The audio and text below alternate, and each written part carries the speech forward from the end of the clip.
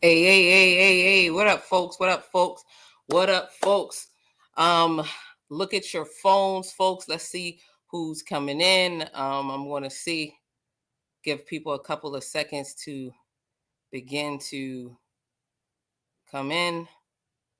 Hopefully, we can see folks as they begin to come in.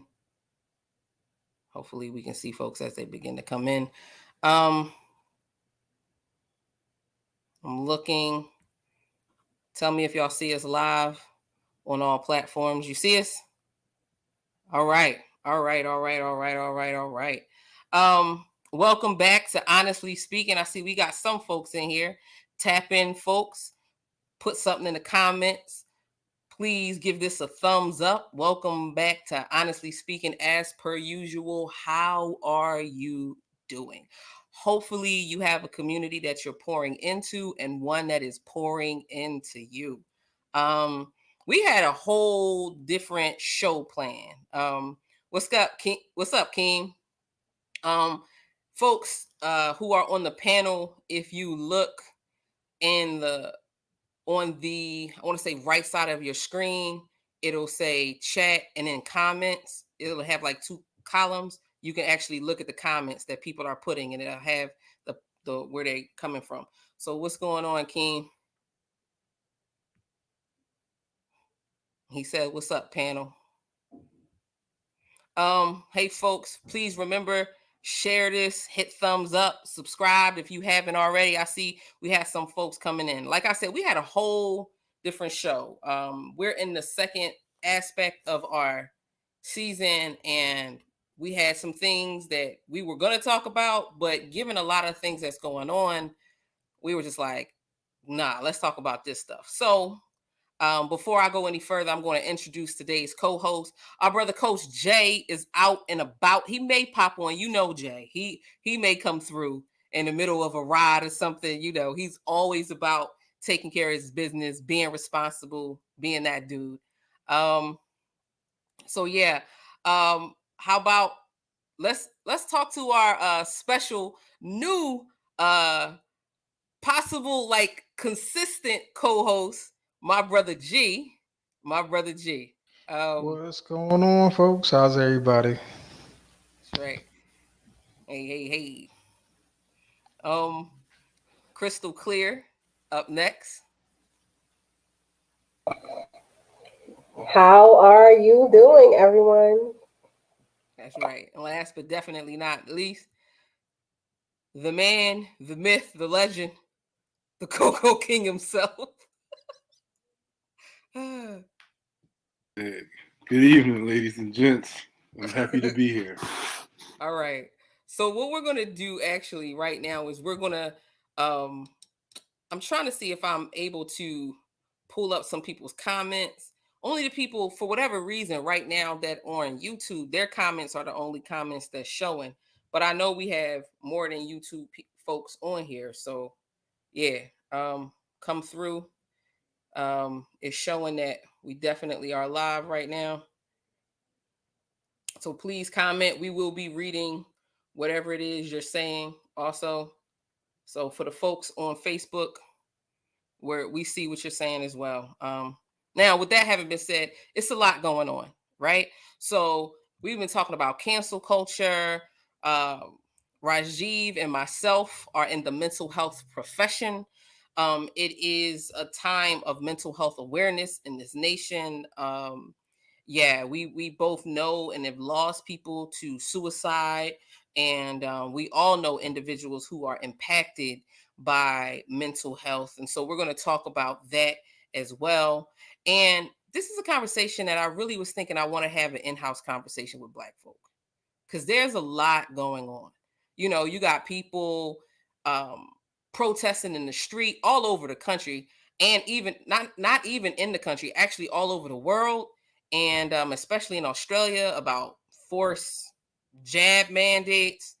um, there's a lot going on, and on top of all of that, we still have to deal with systemic oppression and racism and things like that. So before we get started, I just wanted to ask you all, and you all in the chat, tell me what you think too. Do you think that slavery still impacts us psychologically to this day? Like racism and or slavery still impacts us to this day? You can unmute yourself and talk, whoever wants to go first. Well, I mean, Kanye said it best. 400 years, he's still going through it, and everybody lambasted him. I mean, his premise was on point, but his delivery was all jacked up. But there's no doubt that we got PTSD from slavery still going on today. Um, you know, within our families, like the whole light skin, dark skin thing, like look at the baby ears, you don't know what color you're gonna like, all this old crazy stuff that goes on. And it's a direct, correlation to back in those days. Where'd Lee go? Oh. But yeah, I do think it's definitely prevalent in today's society. Yeah, I think we can be a little detached from reality when it comes to this. So, racism, slavery was 400 years, but the effects of slavery and the systemic roots of it existed very dominantly up until I was listening to something yesterday about swimming, and it was saying how most pools were segregated until the late 1950s. So if we're getting honest and we're being honest about it, a lot. Shout out to Belief in Fatherhood. Shout out to Belief in If you don't watch Fatherhood. that YouTube channel, if you don't Check it follow out them on Instagram or whatever, please do. Belief in Fatherhood is Yes. excellent. Yeah, the reality is the more aggressive forms of racism that are a result of slavery definitely lasted well into the late 1900s. And then we see remnants of it, maybe not as um, violent, um, maybe not as violent on a daily basis. But I just think to look at the civil rights movement and what happened during that time and the violence that took place, and the march, the march to Selma, and to look at today, to say that that was a direct reflection of slavery, and to say that things we experience today are not a direct reflection of slavery, I think you have to be in a certain level of denial to do that, especially since this is just 2021. Like if we're getting honest, I went to a school that I would say was very segregated, and I was born in the 1980s. I couldn't walk through certain neighborhoods. So yeah, I do think we do still feel the effects of it. What say you, Jeeve? I agree. It's what's that line? I don't even know who line it is, but they say racism still alive. They just be concealing it. You know, I feel like it's the same thing with slavery. Stuff is still alive. It's still happening. It's just watered down. It's a little diluted, but it's still happening. Let's say just relationships in general, right? We still have men that go from woman to woman to woman to woman to woman, and I think that's kind of like that young buck type syndrome. You are forced to not build a relationship or marriage or anything that was darn near illegal, but treated like cattle and Even in the made name to Young mate. Buck. Even the name Exactly. Young Buck. Exactly. Right. That Right. exactly. Treated like cattle. You are an Right. animal. And I mean, shoot, we even say, "What's up, dog?" You're still an animal. You Right. know, Right. Men are encouraged to just, But do y'all think we just making this too much of this? Like, do y'all feel like, yo, man, everything, like, yo, y'all making too much of this? Soon as something happen, here you go with the oppression Olympics. Like, what do you feel about that? Do y'all feel like we can make too much of slavery? maybe to some extent. I mean, everything. I'm weird like that. I think everything is connected. You know, some people think things are linear. I think things are more cyclic. Mm-hmm. I can draw more connections to things than separate them on a timeline. Um, do some people go overboard? Maybe. I mean, I don't chew chewing gum because of slavery. That's not connected. That has nothing to do with that. You can pick out a couple things, but certain behaviors, certain attitudes, I think how, and I'm not getting on women, but how boys are protected by their mothers. And I think that's a connection to slavery, because if you teach this boy to be um, not manly, then he's perceived as less of a threat, Mm, you know. And it's not an intentional thing, but I think it's a thing that became a subconscious thing. mm. Like, I got to make sure that this boy makes it to manhood, and the way to do that is to make him a little more soft, you know, Or effeminate. possibly. Possibly. I mean, I got my views on what's masculine and feminine. I don't think that that's a real thing. I think it's everything is on a spectrum. You know what I Right. mean? And I agree with that. it depends on what your interpretation on what is masculine. We only have these constructs because that's what we've been told to have. You know. Yep. So that's very Well, that's can very I speak to interesting. that a little Yeah, bit? go ahead. You Go ahead. said Go ahead. you said do you think we go overboard? So here's the thing. I think there's truth.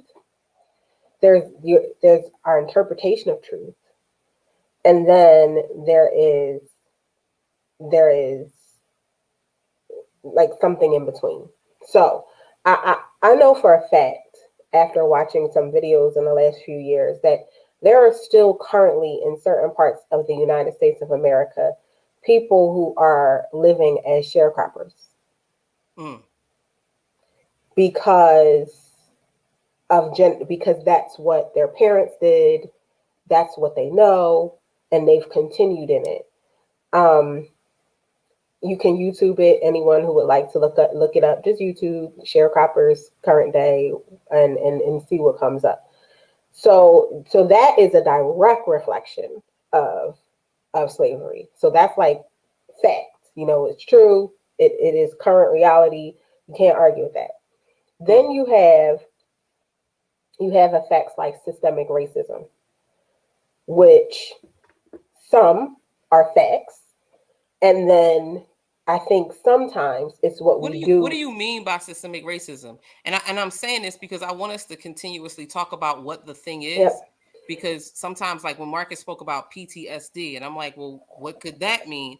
What is Yeah. systemic racism? Just like how Raji G began to operationally define what um what he meant by masculine and feminine. He's like, well, I'll talk about that in a bit. So what do you mean by systemic racism? So what I mean is systems and structures that exist that have the power to maintain oppressive regulations or oppressive behaviors or oppressive habits towards people of African descent Uh-oh. in the CRT, United States. CRT, CRT. So, so where I agree with CRT is I do think that if we are intentional, like, and I don't think this is what I want to be clear about. I do not think that you can only do this with race.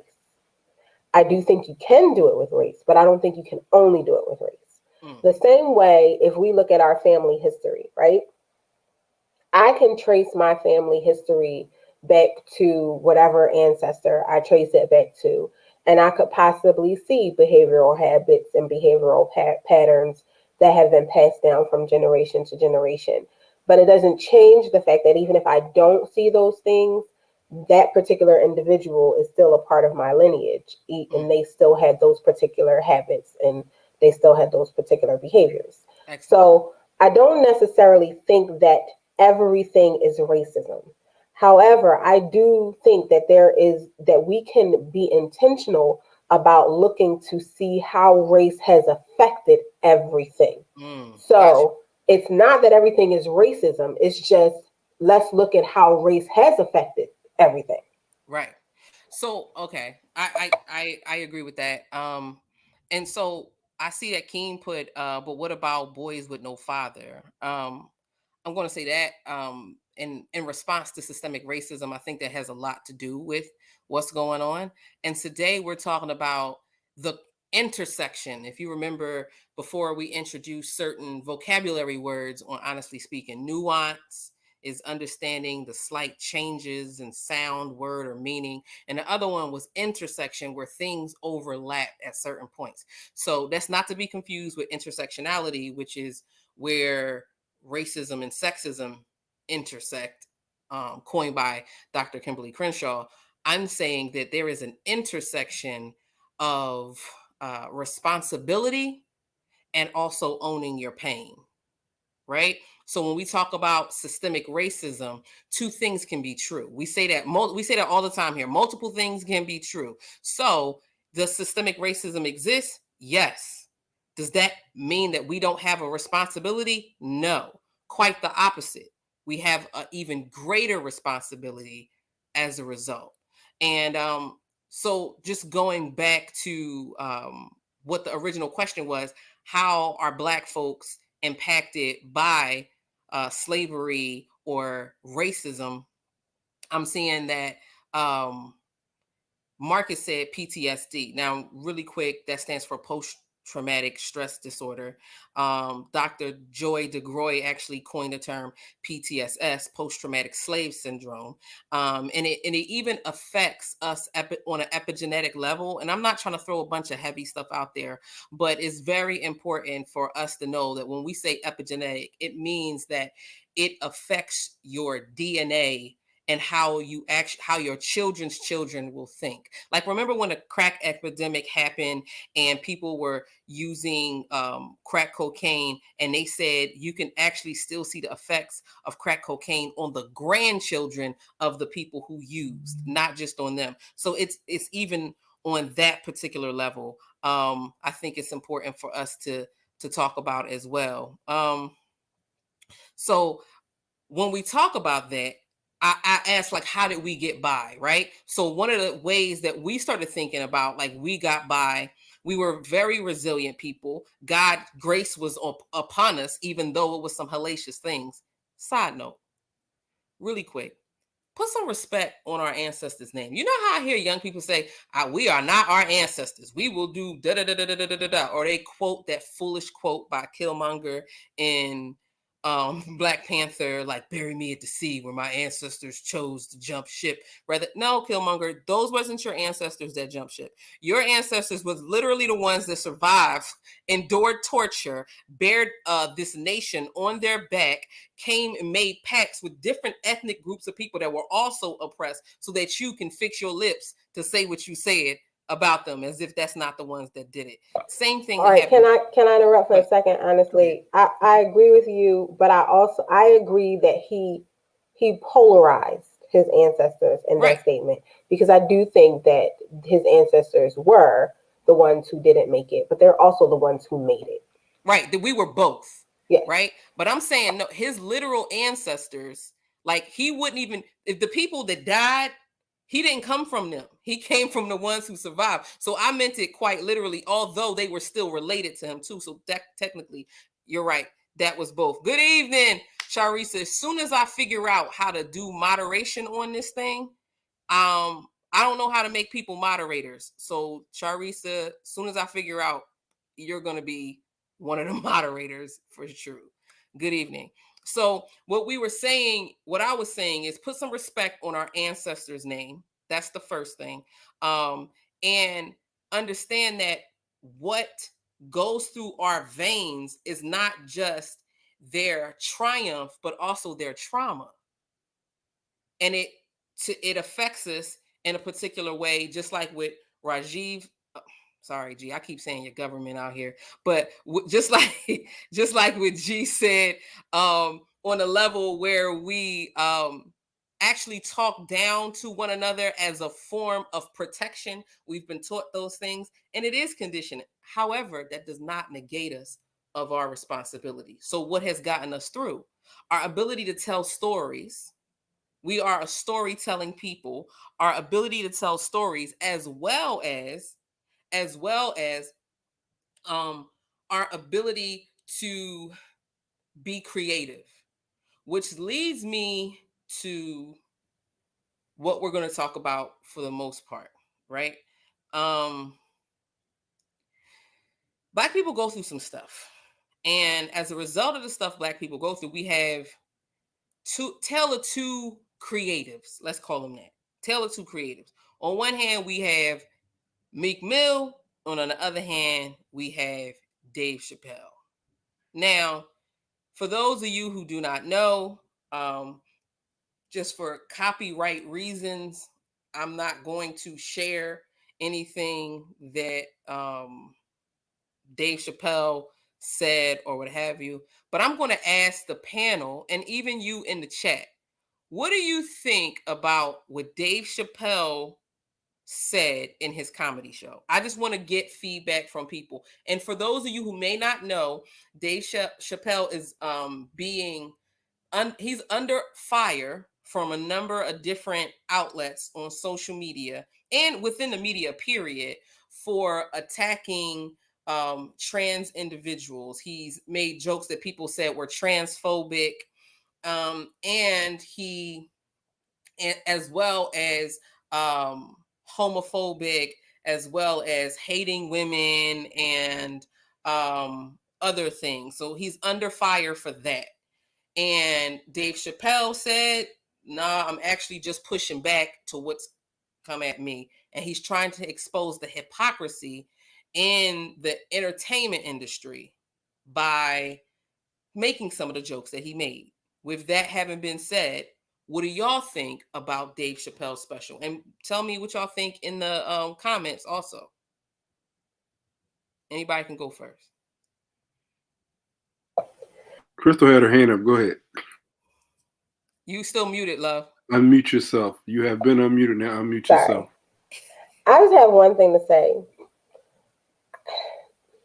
The hypocrisy of the intolerant, accusing others of being intolerant, is really getting old. Like, literally, I feel like people, in order to exercise their truth or their right or their whatever, want everybody else to shut up. You're acute, like literally, what is it? What did your mom tell you when you little, when you point the finger, all the fingers is pointing back at you?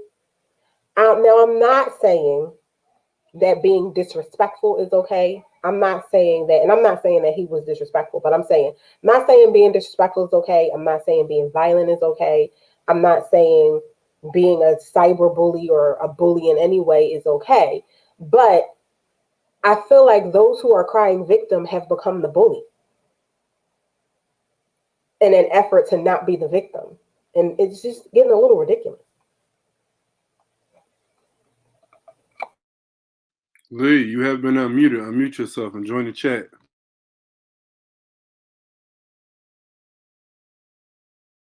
Whoa, what's going on here? Speaking of bullies, right? I'm going to bring another panelist.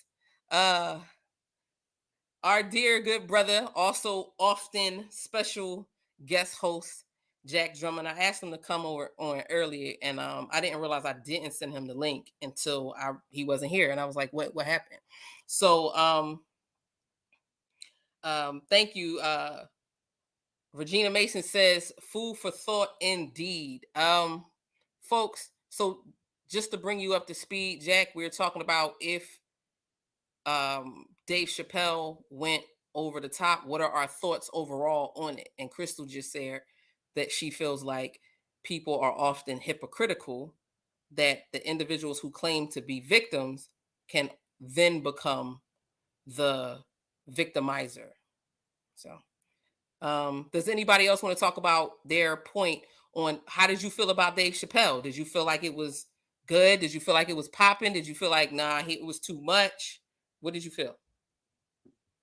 I felt like he hit a lot of points. I felt like he made his point, but I also felt like some of the stuff went over people's heads because Dave is a really intellectual individual, and some of the stuff he threw out there, people might have just you had to watch the Netflix series in totality to understand where he started and then where he went.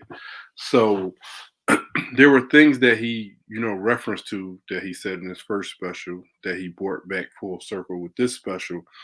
And there was some stuff that he just was blatantly just being an ass. Like the priest joke was just like horrible. Like that was like a complete miss by him. But I understood what he was trying to do, but it was no need for that because when he talks about I never punch down, I punch level, like that was kind of a blatant punch down when you throw that out there just to try to make your point to be like, look, I'm one of y'all. You don't have to do that. You can just make your point and be professional about it. But we talking about comedy, which has always been offensive. So, and keeping in that spirit, it was very offensive to certain people. But I understood where he was going, and I got it.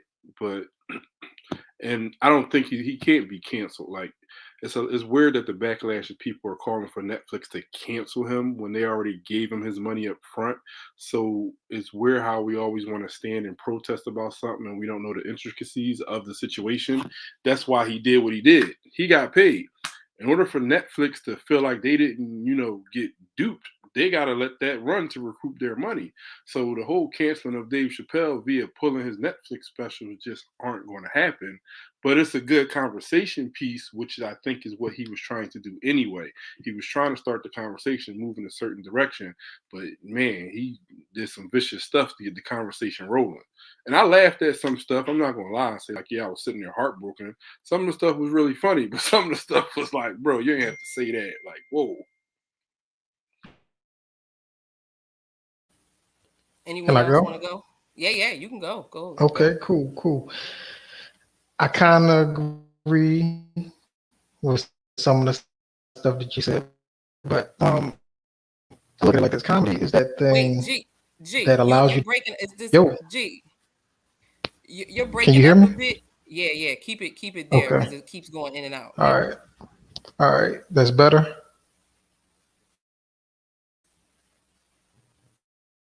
Can you hear me? All right. Cool. Yeah, you just gotta So keep talking. comedy is that thing that allows you to be inappropriate. And I think that's what he was trying to prove. Like a lot of times comedians they feel like they got to be so PC that they can't put the information out there. And that was something that he was hitting home with.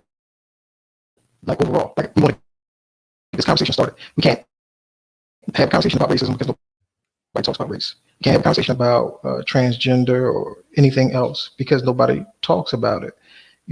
He put the information out there, just in my opinion, just for people to be able to have a conversation, for us to do exactly what we're doing right now, you know, to have that conversation. And he made it a point to show you like not necessarily like some white folks say, well, I have black friends, but he did say he had a trans friend, someone that was very close to him, and I kind of felt like he was doing that. But I think his point was this: I don't hate anybody.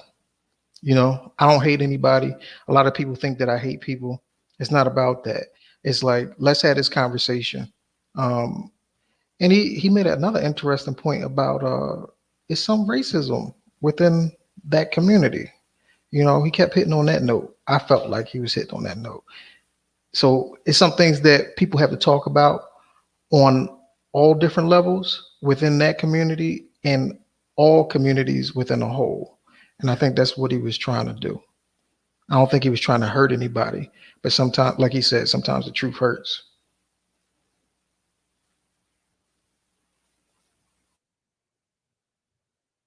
Jack, are you muted? You're muted. I am muted. I Yeah, was go ahead. listening since I came in late. I noticed the invitation late. So peace, everybody. What's up?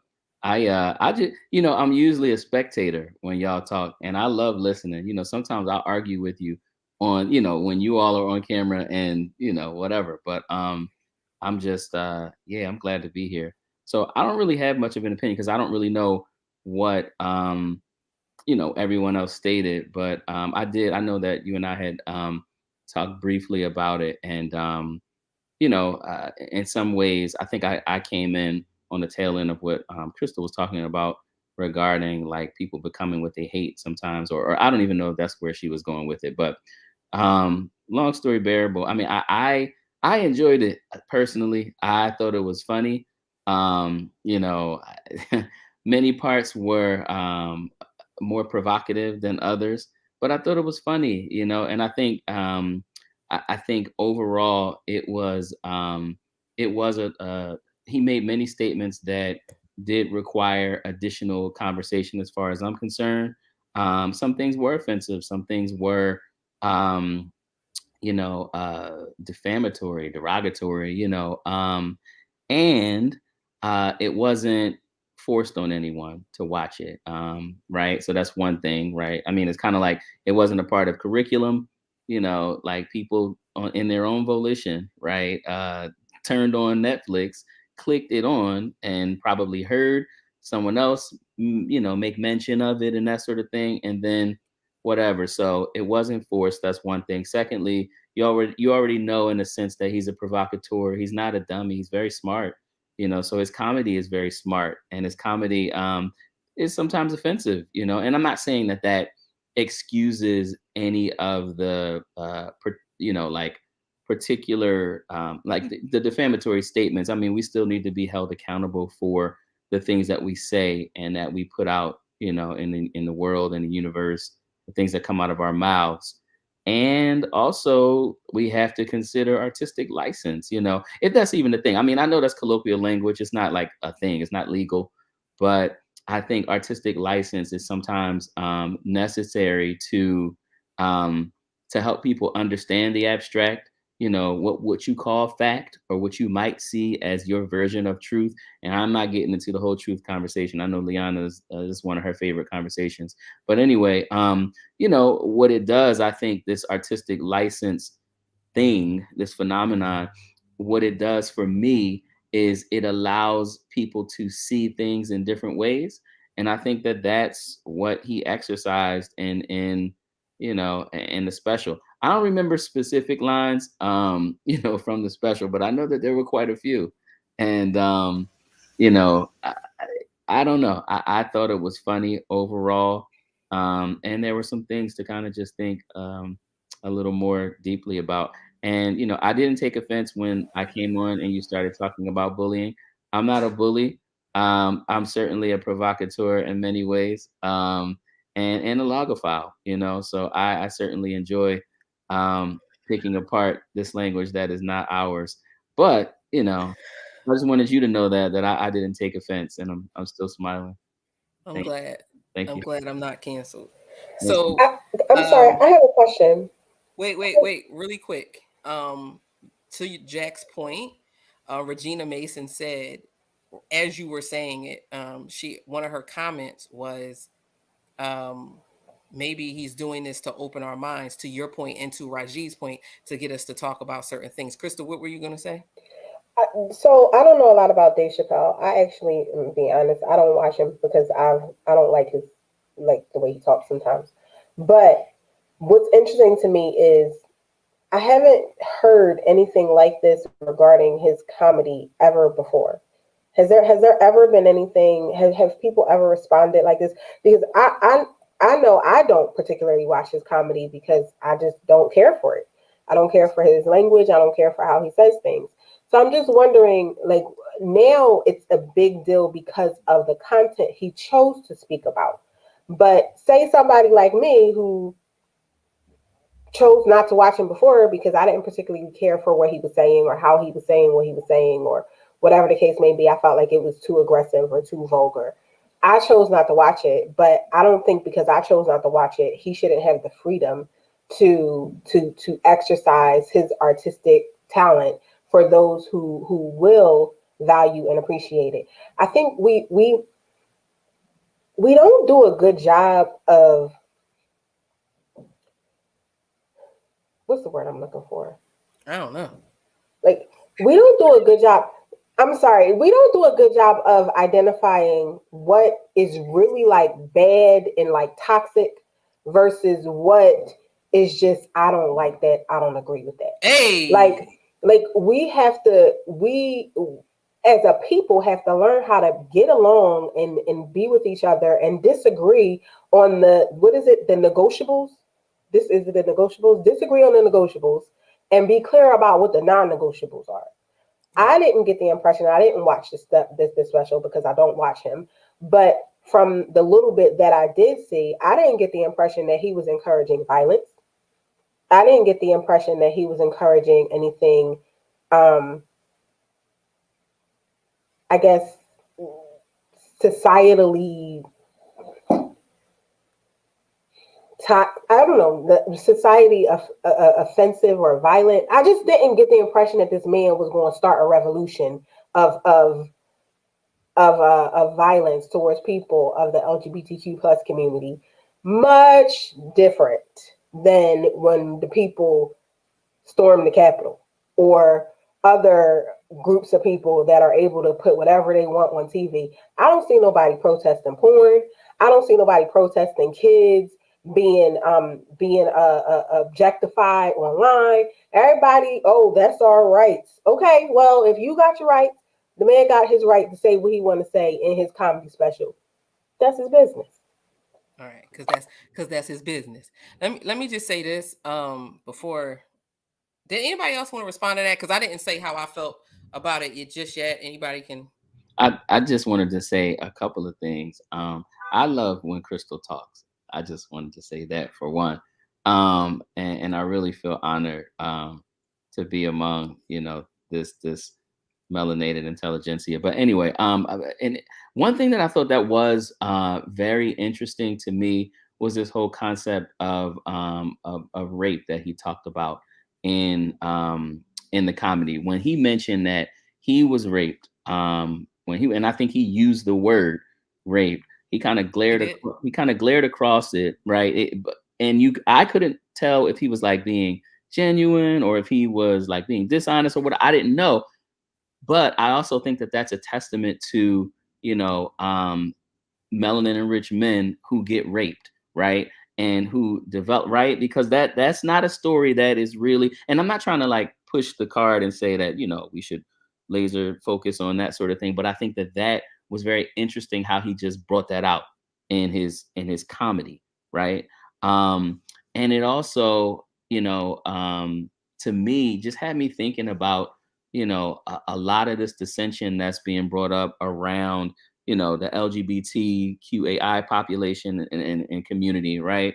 And it's division. It made me think about like the division that's going on currently with this vaccine, non-vax, vax versus vax, all of this stuff. It's just more division with us, with our people, right?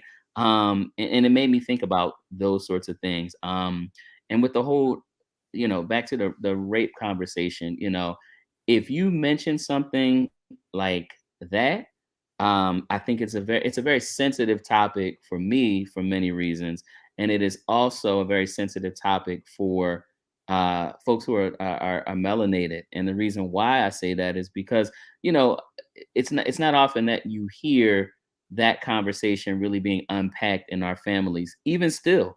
And I'm a man of a certain age, and throughout my lifetime, it has not been something. Yeah, I said of a certain age, right? And throughout my lifetime, it has not been something that in our family units that we've really kind of unpacked in a way that is productive. We still have 1 out of 6 melanin enriched women, and I keep saying melanin enriched. I'm gonna push that melanin enriched piece. That's just really, I like that. ME is me. But anyway, the point is, that hasn't been pushed enough, right? 1 out of 6 women still, and I don't know, sort of the growing statistic, and that's only the reported numbers, right? It's So, 1 out of 6 that have been raped, but 1 out of 3 has been sexually assaulted. and this is what I'm talking about. You know what Right, I'm and saying? to your point So actually, of yeah, of what was reported, so it right, could be greater than that. right, And and I'll and, go and ahead, the go ahead, only go ahead. reason, well, I was gonna, and I'll shut up after this, but the only reason why I mentioned that is because I was thinking of, sort of like what Crystal was saying about these non-negotiables, right? Like we talk about certain things and then like, well, what shouldn't we kind of like talk about? Like in the community, you hear, oh, don't talk to Black folks about like money, religion, or politics. Like, don't ever do that because you're gonna lose friends, you're gonna not make a friend, whatever. Obama or white Jesus. Obama is white Jesus. But anyway, but the idea is that, Blasphemy. okay, all right. So on that note, I will be silenced. But I just think it's something to kind of talk about. When we do bring up these major subjects, they need to be taken into deeper consideration in terms of how we, even if it's in comedy. But I did want to say that I didn't know if he was lying or not, if he was being genuine or whatever. I just didn't know. And then like, why would you lie about something like that? Like, for Right. attention. Like I don't. But I'm not saying that he did lie. But I know I don't know. It just felt. Hey, Richard Pryor did the same thing. He talked about being sexually abused. He talked about having sex with men. He Mhm. talked about a lot of things. And Dave Right. Chappelle maybe spoke his truth and nobody got it. They just got Nobody the got it. punchline. Yep. They just But got the here's the punchline. here's the thing. I think, okay, so two things. Before I even get into my second thing, I was laughing when you started talking because Jonas is in the comments like, what do you mean by negotiables? Jonas, if you don't get on this panel riding around doing something. But we can talk about what negotiables are because I do think that that's a good point, because it made me think back to the conversation when we were talking about standards. And Jonas asked me, and I said, he asked me, do we all have to have the same standard? And I was like, no. And then I thought about it and was like, to an extent. To an extent, we do have to have the same standard. And what I mean by that is we can disagree even about the same standard that we have. We can go, but there has to be a common ground, a common thread that we agree on throughout humanity. So again, it doesn't necessarily have to be my particular opinion. I see Harold says, I've been following Dave for a long time, and I think he was really focused on the freedom of comedic license above all. And I think that the key to understanding why he does, that's the key to understanding why he does what he does. It's like freedom of speech or artistic freedom is the issue for him. Thank you, Regina Mason, also known as Aunt Gina, that I make you proud. But can we also just Wait, reiterate? let me I finish know. what I was All right, let okay, me yeah, finish what I was got going you, to say, because got I didn't get a chance to even got comment you. on how I felt I about it. apologize. Right? I was late. I So didn't know. Thank you. that's all right. That's all All right. right. So here's the thing, right? Y'all, y'all laughing, like, yes. But anyway, here's the thing, right?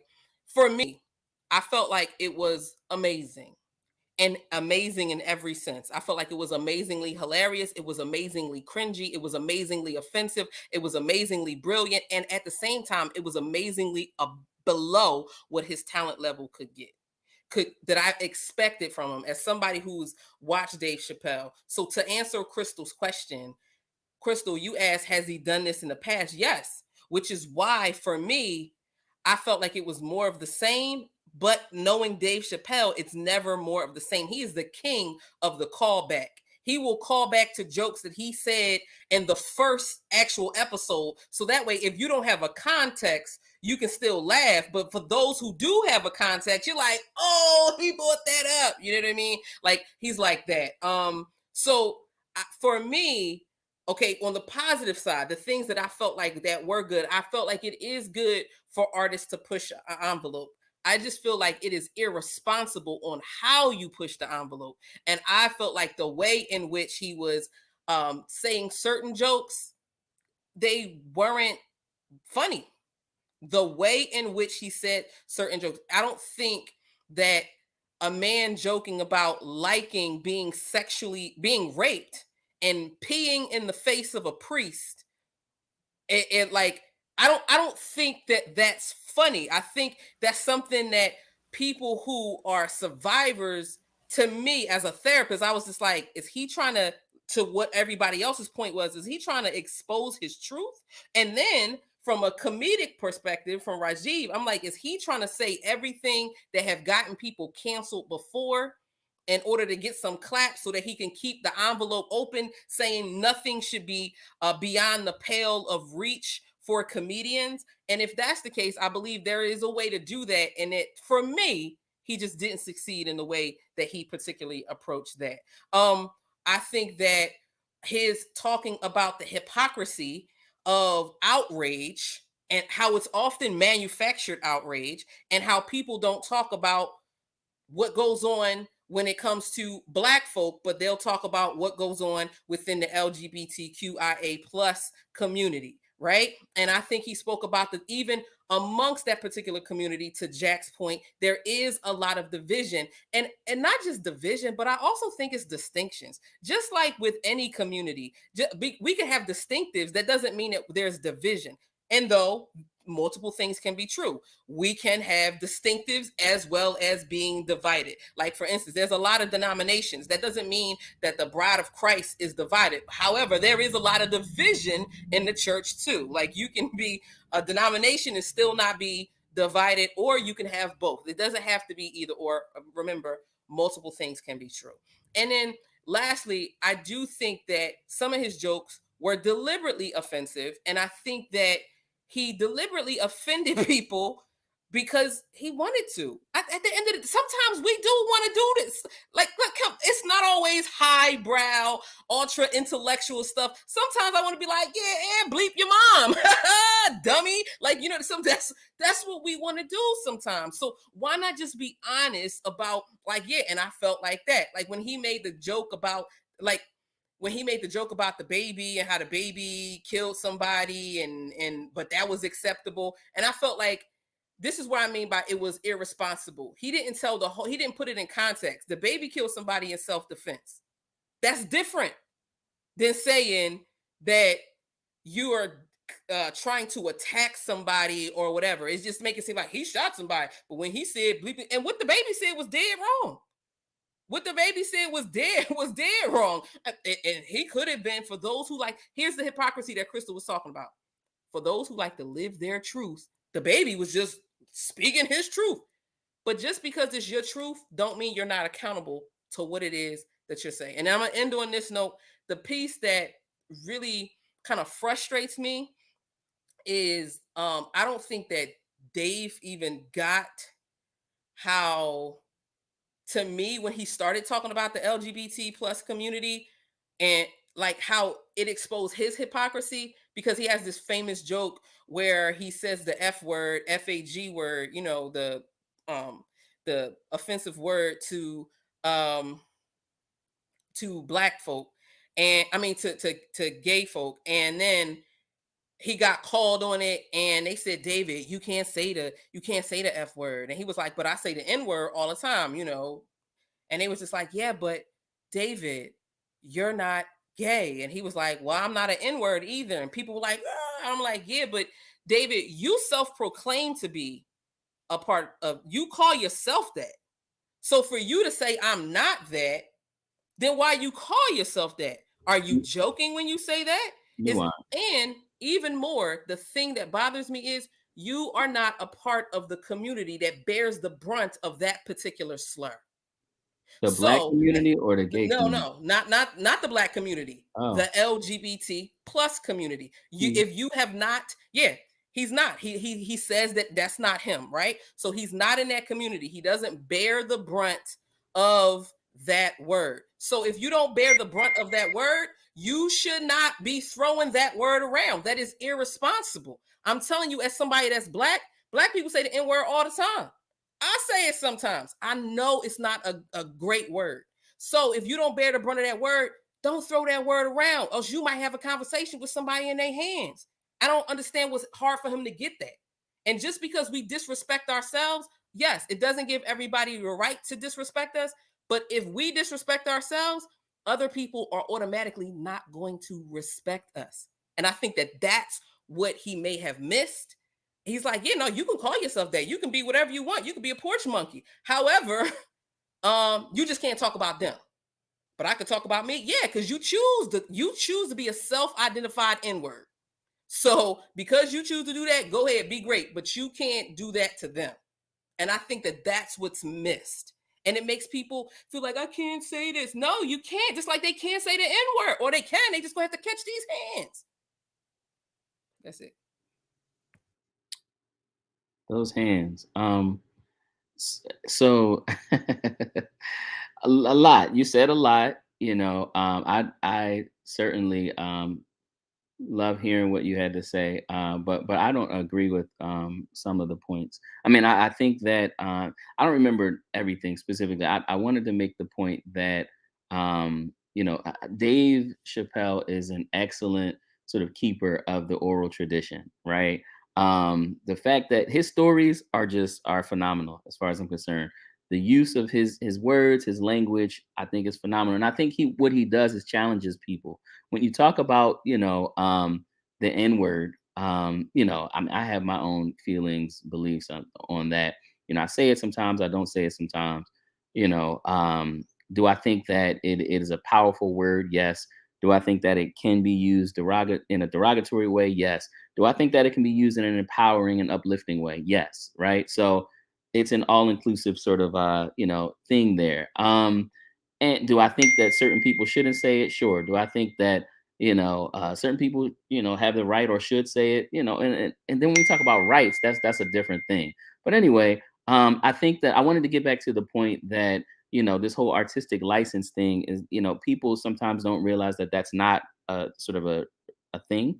I mean, it's a thing, but it's a colloquial sort of thing, right? And they use it synonymously with like their right or like a law, right? And that kind of convolutes a lot. It's like you're talking about something that you abide by, because the law in many ways is fanciful as well, as far as I'm concerned. Some people respect it, but whatever. So things that we abide by, legally and all of that. And then you talk about something like artistic license, and then compare it to freedom of speech and all of this other stuff. Anyway, I just think that we need to caution that the use of those particular that particular phenomenon. Although I believe everything is is part art anyway. I think we just need to be cautious there. And I think that I don't remember exactly what the other point that you mentioned. You mentioned something sheet music. I don't remember. It'll come back to me, because you had a lot to say, and I just wanted to make sure that I commented on it. Can I just clarify? So negotiables are things we can agree to disagree on. For instance, I don't agree that it's okay to ever say the N word. I don't agree that it's okay to ever call a woman out her name. Um, I don't agree that our words in any way should be used to verbally assault one another. And I don't think that I can reclaim something that was once upon a time used to verbally assault people that look like me. Um, so that to me is a negotiable in the sense that that's my conviction, but I respect that everybody don't have that same conviction. And I don't need you to have that same conviction for me to be able to engage in conversation with you, for me to be able to be in a relationship with you or a friendship with you or interact with you. I have to respect that you don't feel the same way or you don't think the same way. And that doesn't make how you think or feel less than me. It just makes us different. I think that we get stuck in the paralysis of trying to make people agree with us. So to me, the negotiables are things we can disagree on. But there are things we should never, ever agree to disagree on. Like what? Okay, for example, I don't like when y'all say the N word, right? But nobody of the Caucasian persuasion better not never call any of y'all the N word in my presence. You understand? That's a non negotiable. Grandma's hands. Are you still talking respectful when when you gotta put hands on people? Is this because I can't It's see. righteously. I can't whoop you it is and be righteous respectful. indignation. It is the same respect that I want to say inspired the creation of a whip that was put upon people that was exchanging money in the Lord's house. I'm just saying. It comes from a righteous place. Okay. Wow. But to your point, I do think that there are times where people like the Bible says it. While we were talking, I was looking up verses. The Bible says a fool's mouth invites blows, right? So What verse is that? I need that on the t-shirt. I will but see I can't because I'm not. Give me 1 second because I don't want nobody to take that verse the wrong way, and that's all I'm gonna say about that. Then right. So and I was just looking it up in Proverbs, I think it's 20, either 6:19 or 28:19. It talks about how somebody is really not your friend when they say all kinds of crazy stuff and at the end say, I was just joking. It literally says, and then say, I was just joking. So I think that this goes back to the conversation that I stated before, that Jack and I actually had offline before this, when he and I were talking. There's a difference between one's abilities and one's rights.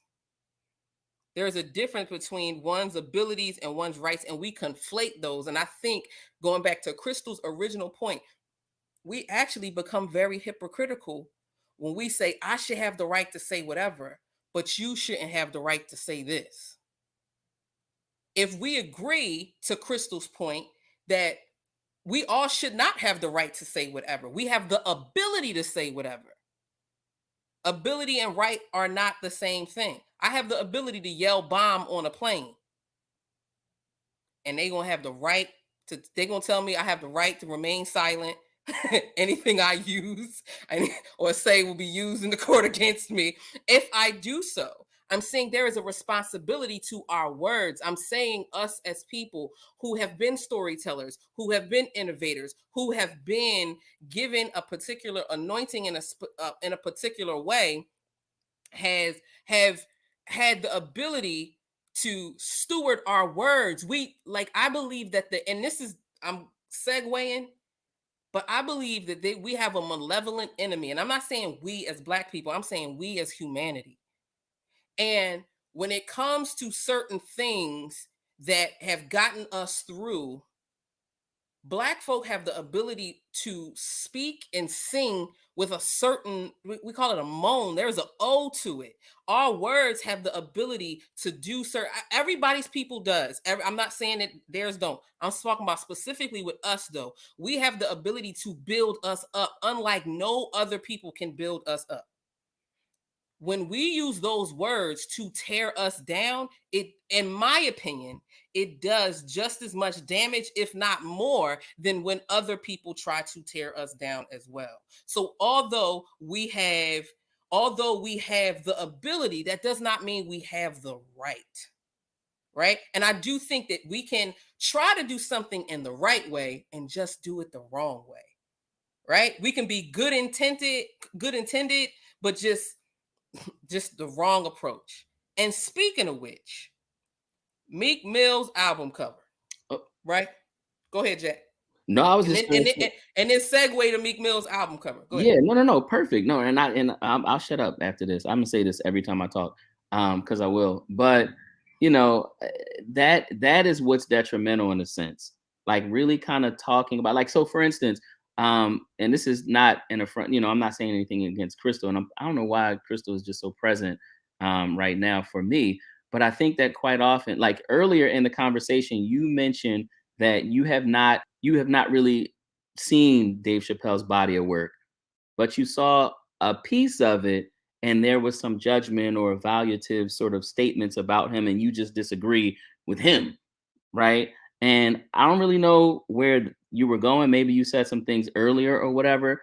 One thing that I want to caution for anybody, right, is that when we make judgments and evaluations on people, right, then we need to be at least conscious of certain things that they've done throughout the like I just think that sometimes it can be very detrimental, especially in a platform like this where other people might be hearing and that sort of thing. If you and I mean, an opinion is an opinion. If he says something that was defamatory, derogatory, then sure, it was defamatory, derogatory, blah blah blah, right? But to dismiss or to sort of communicate in a way where other people who might be listening to you might maybe dismiss this person or dismiss this person's artistic sort of work.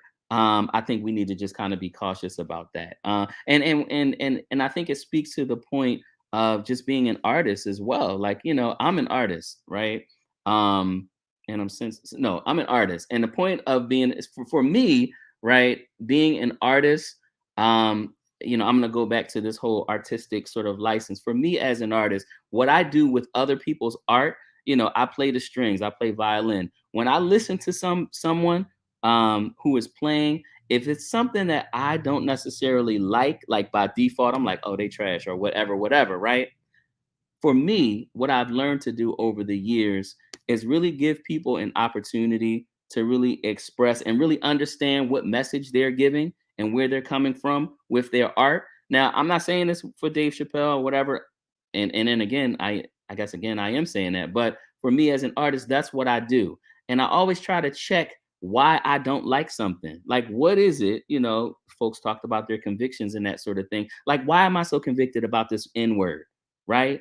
Like, why am I giving, white folks power to, and this reactionary sort of language, that I'm giving them? Like, well, why would I punch somebody in the face if they said N word, right? Or the N word, and they may be, melanin deficient, genetically recessive, whatever. No, but the point is, like, why? I'm checking myself on that, if I hear anyway. I think that was my point that I was Jeff, making. I think I we just called you need to Jeff. be Jack, we need to be conscious Jack, about our judgments and evaluations. Jack, I'm about to put you in the purgatory of the Am I don't muted again? Okay. don't Don't. just slip with the jabs and the brother Don't what? Don't what? with the deficient. Come on, anyway. Oh, wait. Got more jabs than the COVID vaccine, man. Oh yeah. Wow. Yes. This brother. Wow. Man, it's over. They about to shut us down. Wow. Yeah. Okay. Yeah, I feel you. All right. Yeah. So again, I need to be a good steward of my word. And You took Babatunde class. apparently. Yeah. All right, let me mute myself. Meek Mill. All right. So Meek Mills. So Jack spoke about being an artist. And so to the artists here, and to I think at some point all of us have partook in like creative like projects at some point. Everyone on this panel. I know Crystal is a vocalist. Both Rajiv and Marcus have done their thing. Jack is a musician. I'm an overall creative and done a number of things. I'm a dad. Like, what are you talking about? What are you talking about? I'm a dad. That's my artistic creation. Do we have to bring up the resume, or should we say portfolio of the model pics? Somebody was up here like, whoa. So that is art. But listen, the point is, to everybody else that was here on the panel, and you talk about being a creative or being an artist or whatever, right? What is your responsibility as an artist? Because to Meek Mill's latest album cover has caused quite the stir amongst the Black community and even people outside of the Black community. Now, for those who do not know, I'm skeptical about pulling it up. I don't want copyright infringements or anything to happen that will cause me to like have to pull this down, but you can actually look it up. And it actually became a huge thing and became very it started trending and became quite famous because there was this guy. He was in another state. He was from Philly and he was white. It was a white brother, and he's like, yo, what is this? And if you look at the bus up close, it's a cartoon-esque picture. It's like mint. It's like a mint background. It's a cartoon-esque picture of women. It looks a little bit like Jacobs for those who are in the, like, fine arts, right? Of women, and they're African American, and they're naked, and they're bending over, and you can literally see like abstract depictions of their like genitalia and their breasts. And it's this guy, and he has on a chain, and he has like a box. He's black. He has a box. He has all these gold chains. It's a car, and it's like money sign, money sign, money sign. And this guy is snapping, and he's like, "Look, black women, is this really what you want? Like, I don't understand black folks." He was like, "I'm from Philly. I should be supporting Meek, but this is not the move. Like, this is," and then he goes on this diatribe about the jab. We don't mention the V word or on here, but the jab, and how it's messianic symbols, and we need to wake up and grow your own food. He just said all kinds of stuff. But the point to Meek Mill, a lot of people were very upset. And the name of his album is called Expensive Pain. And if you haven't listened to any of the tracks, you may feel just like he did. But if you did listen to some of the tracks, you can feel just like this white brother did, but also think, was his aim to do the same thing that Dave Chappelle's was do? Was it to be provocative and contrarian? Because the album talks about how the things that are on that bus are not the move, and how he actually got caught up with those things. So I thought if someone didn't know the backdrop of that book, I mean, not book, but of that art, they would walk away with a different image of depicting women, specifically, I want to say darker brown skinned women too, in a more sexualized way. And we are already sexualized as women. So with that having been said, and to be clear, Meek approved the art. His company approved the art, but he didn't create it. It was created by somebody who was black, who people believe identifies in the LGBT plus community, which was another thing that was stirring people up. I can't see, they trying to get us to, like, stop it. Could it be that it was still supposed to be contrarian? And what is Meek's responsibility, or the responsibility of the artist? And thirdly, you could answer any of these questions. Is it hypocrisy to say that Meek, what Meek allowed was horrible and deplorable and depicting of black women and black people, but what Dave Chappelle did was cool and he was a champion of the people? Let's talk. I said a lot. You could just pick out any point.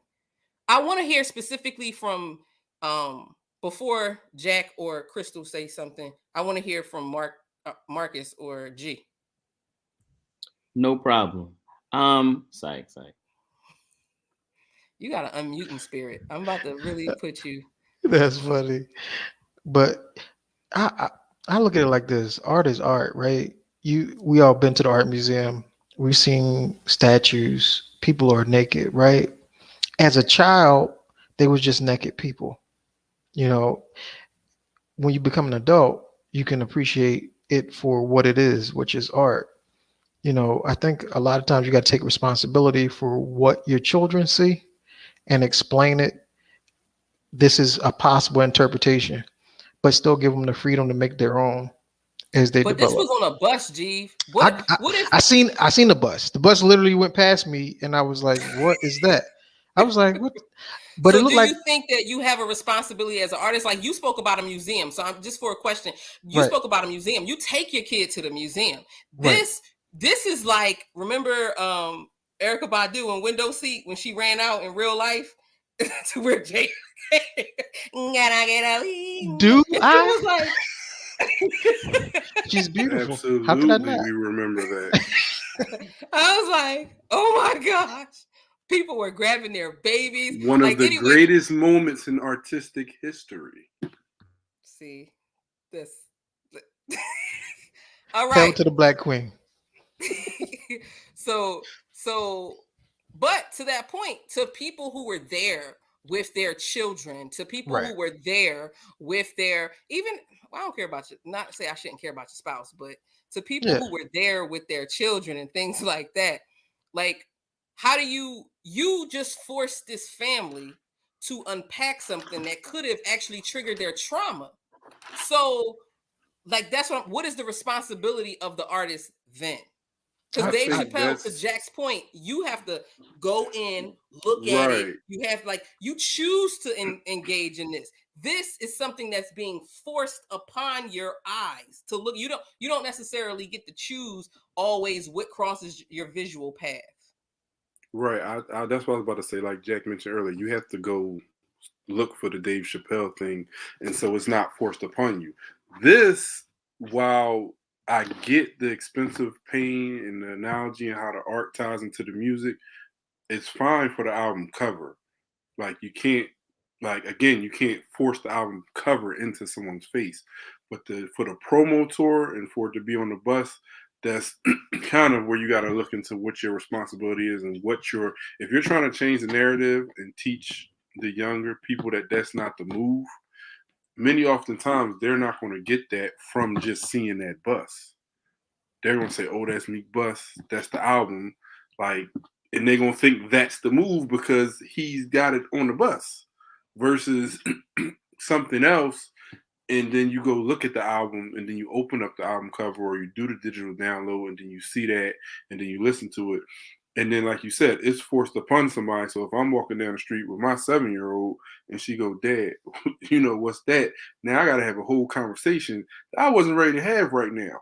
Or I might not be equipped to have the conversation because, like you said, it might be triggering some trauma that I have that I don't even know how to address that to my child at 7 or 14, or maybe even, like you said, my spouse might, point at it or something. I'm like, I don't know. But I feel like it's a little bit irresponsible for it to be out there like that and to be riding around through neighborhoods in broad daylight where kids can see it. It'd be different if it was just a tour bus at night and it pulled up to At the the club of venue. risque. And yeah, no risque, but yeah, whatever. I don't know. Yeah, I that kind too. of, All I of that. kind of, I kind of feel what you're saying, but I'm like, I don't know what happens in your neighborhood, but people get shot regularly. That's traumatizing. Where I'm in the hood. Um, there we go. All right. So people get shot regularly. Gotta keep it The tango. music that's playing out the car. It's not all Sesame Street, you know. So you're gonna eventually have that conversation. At least I know we will. You know, people that look like us are going to have that conversation because you can't control the trauma that's forced upon you. It's going to happen, whether it's two, three, four. Shoot, you could drop them over somebody's house that just got a ridiculous mouth, or don't mind turning on something that has some profanity or whatever the case may be, or semi nude action.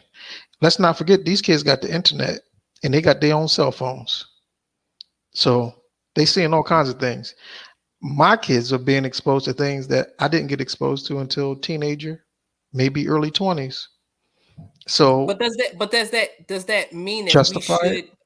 Yeah, does that mean that we should continue to expose them to more, knowing that they already being indoctrinated with certain specific images? And if you call yourself a leader and the big homie, like, what are you doing? Well, I think it puts a different responsibility out there. Maybe I don't know if it's necessarily his responsibility. I guess you would have to take some responsibility if you put money back in something. That's why I However, asked you from the perspective of an artist. Like okay, when you've created things. I'm not talking about from you as a got you. parent and what we are as a community. I get that. But as an Mhm. artist, to though all of us who have been in the arts, do you feel like it is our responsibility to present things in particular ways? Like that's what I'm and I think Marcus said, yeah. What do you I, think as an artist? I feel it, but okay. Have you ever tried to put some lyrics down or write something and bleep out what you really wanted to say? All the time. I'm So bleeping out stuff right now. exactly. So I mean, it takes practice. One, it takes practice. Um, some people you're gonna feel like you're not coming from what you really feel. You're doing Like something. inauthentic. Exactly. Exactly. So sometimes you can put so many I don't know how to describe it. Sometimes you can just end up watering down art. I'll put it like that. You can end up Hmm. watering it down because you want to appease so many people and you can't. Or because you don't want to offend certain people. So going back to that Dave Exactly. Chappelle point, like can how what Exactly. and that's the question that I need for us to have. That's a tension that I want for us to talk about. Not to cut you off, but Crystal raised her hand and she did the stressful head rub, like so she's burning with a point. Wasn't stress. I was trying to, process my thought. So my kids, we have norms, right? One voice, one sound, out of respect. One of them is be self controlled, and the way I say it is, control yourself. No one else has to. So, and we go back and forth. Who controls you? You. I do think we have a responsibility to process where something is coming from, to do the necessary introspection, even as artists. Like when you're creating, where is this coming from? Is this therapeutic for me? Is this something that I need to get out that's private? Or is this something that I need to expose? And if I do expose it, then there's a certain level of responsibility towards being intentional about how it's exposed and care that goes with exposing it. I don't think you have to bleep out. If you're writing in your room or you're writing in your creative space, you could say whatever you want to say on that paper. But there's a cost, in my opinion, that we should count with exposing what's on that paper to the rest of the world and be prepared for that and how it's put out there. I do agree with you about the art, but everyone's not introspective. Everybody's not going to take the steps to think about. I used to always wonder why we go to our museum everybody naked. I didn't understand. Like I think it was after conversations with other artists and being intentional about wanting to understand and trying to understand. So I do think there's a certain level of responsibility we have to not be zealous and hasty. Like, and I'm not saying anyone was zealous and hasty. I'm not coming at anyone's process. I'm just saying I do think there's a responsibility we have to not be zealous and to count the cost and to be ready to address certain things. However, if you don't know the cost Mm, and you don't have anyone around you to help you go through that process, mm. then it's likely that someone will still be offended. And I think that that's for people to individually process on their own, if that makes sense. So I'm saying I didn't see it. I just saw the cover. I looked it up. No one's gonna look at that and get a message, in my opinion. If y'all had the same thing to me, I probably wouldn't even know what it was talking about. But there are people who could take the extra effort and say, like Jack said earlier, let me listen to this. Before I judge this, let me take some time to listen to this. It's highly likely that a child is going to do that. So I do think there's some level of responsibility we have about what we expose, understanding that it's different age groups that are going to be impacted by what we put out there.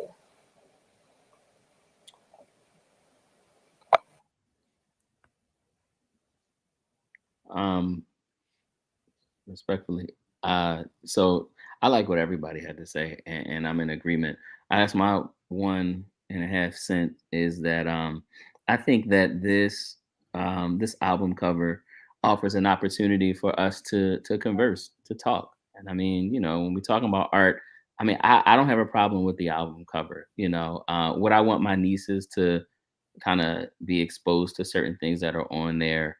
Not necessarily, and if they are, then I think it offers an opportunity for a conversation that we probably should be having regardless of the album cover. I think that from what I remember from the album cover, it was like a cartoon. It was kind of Yeah, like, it's yeah, very so it was a cartoonish. Yeah. cartoon. It had some caricatures. It had maybe there were some women, some men on there. I know there was fire, there was like a boat, cars, whatever, like different sorts of things that are in the community. And I guess based on the title, right? It's provocative as far as I'm concerned. It's at least thought provoking to as to why this particular piece of art to market the album, and it does intrigue me to kind of listen to like, well, what is it about? But again, I just think that based on conversations that we probably should be having with each other and with youth, it provides an opportunity to do that. Do I think it's wrong, so to speak? I don't. Not I wrong. really don't. I Not just wrong. think no, no, no. I'm just telling you what I think, like in Oh, terms of okay. it. Right. So do I think it's wrong? No. I think that one of the points of art to me really kind of revolves around this intention to express. And I think quite often a lot of people are focusing their intentions to express something on it being good, maybe for themselves, maybe for others. It's like we kind of have a way that we want to receive art, and then as an artist we have a way that we kind of want to do art, but then we put ourselves in parameters, and I don't really know that that's what the purpose of art is to me. Like if I'm playing Hmm. and I have some screechy noise or whatever, then like it's a part of me. Like it came from me. You know what I mean? There's no mistakes when I'm playing. Like I'm gifted with something. Half the time I don't even know what I'm doing. I might be intoxicated some of those times, but whatever, or on other, types of substances, but whatever. But the point that I think I'm attempting to make is that, you know, um, you know, and then this whole notion of trying to be good or fit in the acceptable box. You know what I mean? I know there's many Bible verses is about being good, right? But I know one of them in Mark talks about when Jesus says like only God is good. Now I don't know the word, Boom. Hello. Talk like about it.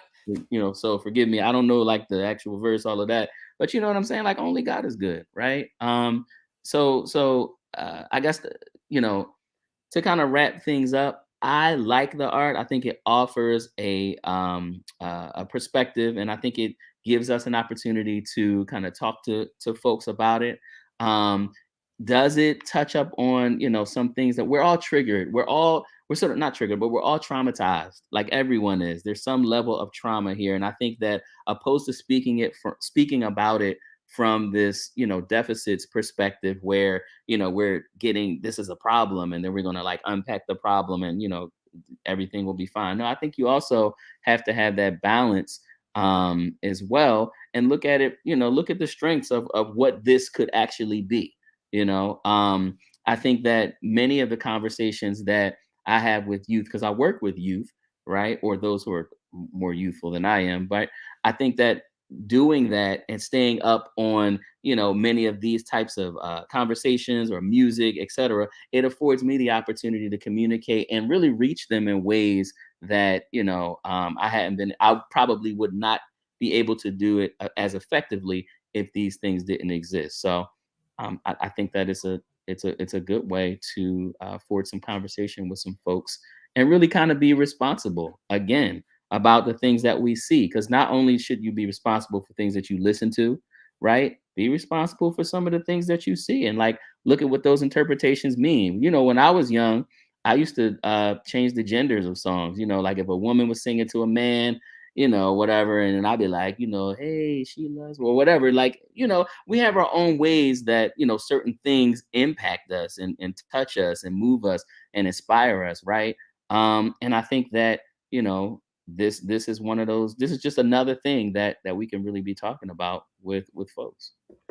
All right, folks. So, thank you. As we wrap up, I'm gonna try to give my view of it really quick, and then I want us to just end on a note that what are some of the things you think that we could be doing as Black folk to speak to our I don't, some people say higher self, but the sense of us that should walk in the common ethic that we know we should be walking in. You know what I mean? Really quick, just to touch on the scripture. So I want y'all, the rest of the panel, to be thinking about that. So Jack spoke about Jesus said no man is good but God when the rich young ruler came up to him. That's 1,000,000% true, because he called him good teacher. And he said, why you call me good? No man is good but God. That was both acknowledging that um no man was good with God, but also low-key saying, like, you do realize by acknowledging that you're calling me God. That's the first thing. The second thing is the Bible also tells us to be holy. It says to be holy, and to be holy is to be set apart, right? So it says, be holy as I am holy. It's like, whoa, that's a lot, right? So that's the part that Crystal was talking about. And to going back to before, when we were all talking about standards and things like that, not everybody has the same standard. Not everybody on this panel. Part of the reason why I get the collective group of people that I have is because we all have different lives. We all have different standards. We all have different things that we do, right? Jack, if you moving, mute your video real quick. I don't want you to think I kicked you out, but mute your video. Got you. Hold on, I'll do it. No. I got it. All right, got you. So what I want us to begin to understand is we do have a responsibility. Now I fully get how, as an artist, I am God wired us certain ways. To my atheist friends or whatever, to my friends who believe in the universe, whatever, I'm saying God, the creator, designed us in certain ways with certain giftings. We as creatives feel stifled when we don't get those things out. So art is messy. So that was to G's point earlier. Art is messy. It's like you feel stifled. However, to whom much is given, much is also required. You have a responsibility to not only harness your gift, but to use your gift in the way that you would like for it to be received. Now, if you don't care, if you just like, I'm just going to say this, and you're going to me, that is artistically irresponsible. But then again, that's to me. So I think that this artwork was disrespectful at certain points, but it was also provocative, that it can cause us to have certain conversations that, to G's point, Jack's point, and even Marcus's point, we should be having anyway. There are certain conversations we should be having. But on an even greater note, I think the part that was hurtful was the fact that, once again, Black women are being objectified in specific ways. I think that that is the part that it not just, and specifically Black women, and it gave the trope of us being over sexualized and Black men being all about the money because you don't have the context. And to give art without context, to me, is the irresponsible part.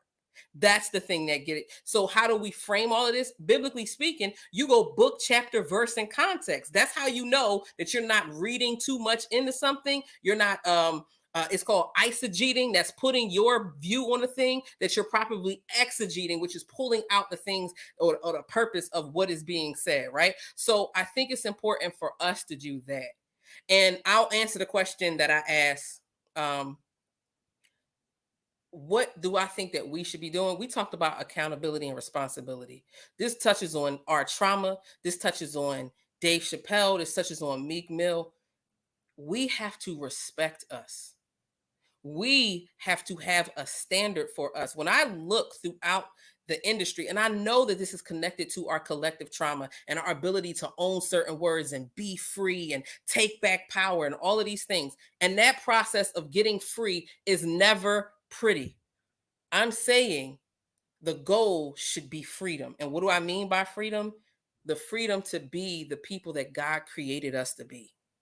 And I think that's what I think. Now, I'm okay with somebody not having that same particular perspective, but that is what I believe. And for those of us who are free, because I don't believe that everybody is not free. The Bible says who the Son says free is free indeed. You know what I mean? So I am free. That still doesn't mean that I don't live in a system that has certain things set up to my demise and the people that look like me. So I believe, as a creative, I believe as someone who is free, that it is part of my responsibility to steward that freedom well. My ancestors died so that I could have certain liberties. Now, that doesn't mean that I don't use those liberties. That doesn't mean that I don't blow them on little things, but it means that I should use them in a way to continue in that legacy, not just of morality, but also dignity. Is what I'm doing dignity restoring to my people?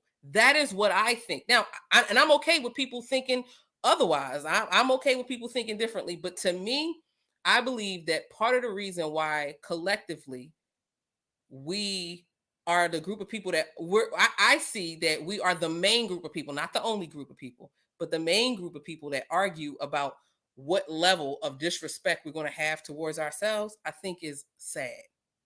And I think it will continue to be a part of what systemic oppression uses to hold us down and to keep us divided and not just having distinctives. So that's me. I think we should be responsible. We should think about restoring dignity to people, restoring dignity to children, restoring dignity to people in the LGBTQIA community, restoring dignity to individuals who are men and who are male men, restoring dignity to women, right? Restoring that dignity, right? And I can disagree with you and not hate you. That's what I'm saying. So when all of you give a quick whatever about what do you think we could do going forward to help us just continue to rise as Black folk.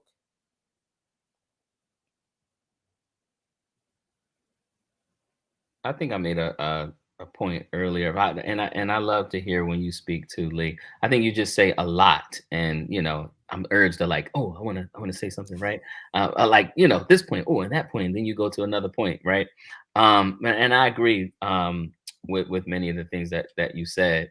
I just think at the end of the day, we're talking about a cartoon for one, and you know, early on, I made the point that sometimes we find ourselves kind of making or passing judgments and evaluations on sometimes the look of a thing or maybe a brief message of a thing. I ain't heard the album. I don't know what is it called, Expensive pain. I I did. don't, That's why I said I think it was trying to be no, I provocative got for you. a reason. Yeah. I thought you was just asking us, right? So for me, right, I have not You trying to go to taken. purgatory? No. I'm trying to tell All you. right. Listen, I was just asking. You sound like you was trying to no, go no, to. no, I'm no. sorry. Go ahead. I thought you asked us to give our opinion. So I did, but I was just right. asking that question. Oh, Go ahead. okay. All right. So I'm going to continue. So I just think honestly, and I think I made it earlier. I made the point earlier as far as us not necessarily just passing judgment and evaluation on something very soon. Without really understanding the body of work. I need to listen to it before I even say, oh, because I may listen to a few songs and say, oh, okay, well that's what he was talking about, or he was telling us or telling the children that they shouldn't do X, Y, and Z or whatever. I don't really know. So end of the day, again, it's a cartoon. I think it's okay for now. I think it's some things that are conversation starters. But in terms of what we should do as melanin enriched people, sometimes really is really to kind of take a step back before if we're really talking about respecting something, right? So for me, the etymology of the word respect, if we talk about spec, you're talking about to view something. If you're talking about right, or the prefix is to do it again. We need to take a look at something again. So if we look at that album cover and we have one judgment and evaluation like our default, right? Respecting it or respecting a body of work to me means to look at it again, look at a thing again, look at a person again, look at a message again, right? And begin to kind of analyze, pick it apart, create conversations around it. I just think that a lot of times we get hung up on our hangups over, our quick default judgments and evaluations. And I think we need to really honestly respect people and respect, ourselves. Again, as an artist, at the end of the day, what I am attempting and continuing to attempt to do is to kind of look at these messages of that people put out, and if something bothers me, right, really try to analyze why it's bothering me, and then take it from that point. So as a people, I think that we should probably do that as well. If we say we respect each other, let's really do it.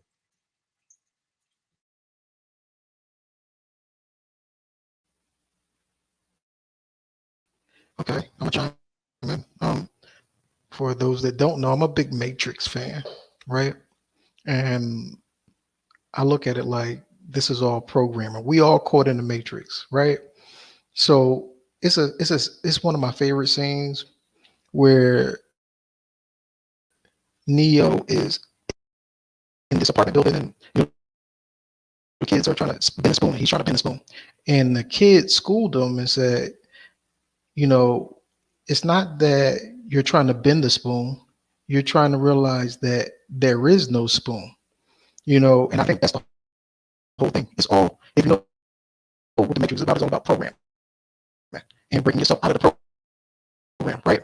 So I think everything that you see, everything that you experience, maybe even things that our ancestors experienced, it's all part of a program. So it's up to you to realize that some of this program, you have the power to change. Just like, he had the power to bend that spoon. A lot of times people don't realize that just because you see something, hear something, it doesn't have to become a part of you. You still have the power to change things as they occur. You have the power to accept it and have it become a part of you, or to reject it and not for it to be part of you. Whether it's art, whether it's profanity, whatever it is. We have to remember who we are and whose we are. And a lot of times that's not happening. You made a comment earlier, I'm not sure who made it, but it's like, I think it was a question Lee asked, like, are we overreacting, to racism?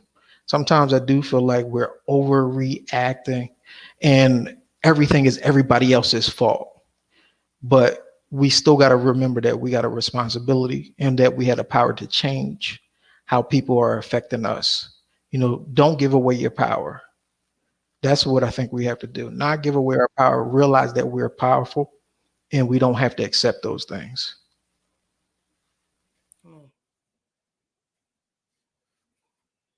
Yeah, I don't have nothing that profound. Thank you, kind sir, for sharing that with us. Both of you, kind sirs. Um, for me, I just want us to be mindful of the talents bestowed upon us and not waste them. Simple as that. That's it. All right. Um, I think earlier I said, remember when I answered the question about race and whether or not like we still have the effects of slavery and how CRT is not everything is racism, but look at how racism has affected everything. Mm-hmm. I think culture affects us um, a lot, and I think depending on what you're exposed to or what types of conversations you have and what types of conversations are happening in your environment. Um, it goes back to what I said earlier. We really only have control over ourselves. I don't have control over anybody except for me. Um, and I think if we do our due diligence to make sure that we are individually making choices that are for our good and hopefully for the good of those around us. Like, I know this might sound generic, but love God, love others, and take care of yourself. Um, we have the freedom to do whatever we want. We have liberties to do whatever we want.